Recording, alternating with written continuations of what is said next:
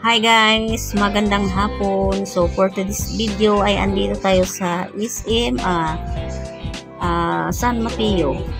Ito lang din to, malapit sa aming lugar. So mag-grocery tayo guys para sa ating New Year, no? Magkuha tayo ng mga pang-ingredients dito, panghalo sa ating mga salad. So ayan.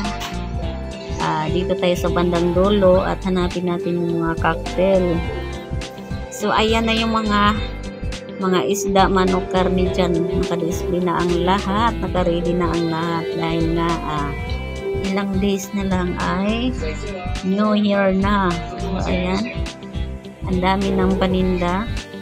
So hinahanap namin ang mga panghalo ng salad. So andyan yung mga suka, toyo at mga dilata dyan. Andyan na lahat. So ayan ng ating mga hinahanap na today. So ang hinahanap ko lang ay maliit dahil meron kaming stock dito na dagdagan ko lang. So ayan na nga, mag-ikot tayo banda dito sa dulo. So ayan yung ating mga pa-spring dyan.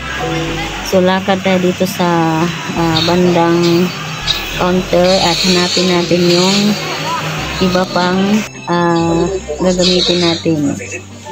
So padagsa na rin ang mga tao dito dahil nga nag-grocery na silang lahat para sa kanilang New Year.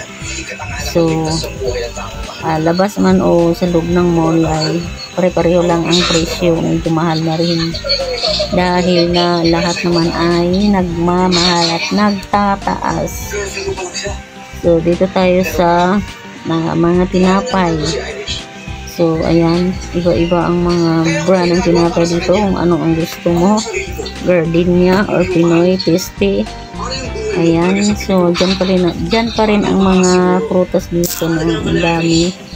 Ayan, mga melon at meron din silang mga apple, pinya, mango at orange. Syempre andyan lahat. So depende na sa inyo yan kung ano ang inyong pang-display sa inyong lamesa. So ayan ang aking kasama, nagtutulak na papuntang counter para kami ay mabilis nang makalabas dito sa loob ng mall dahil medyo makulimlim din. So ayan, pagkatapos namin dun sa grocery ay lumabas na kami at pumasok kami dito sa Jollibee.